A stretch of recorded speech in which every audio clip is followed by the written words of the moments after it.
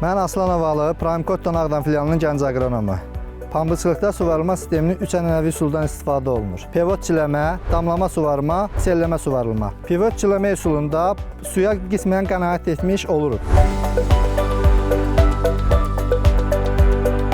Damlama üsullarında isə daha çox suya qənaət etmiş hesab olunur.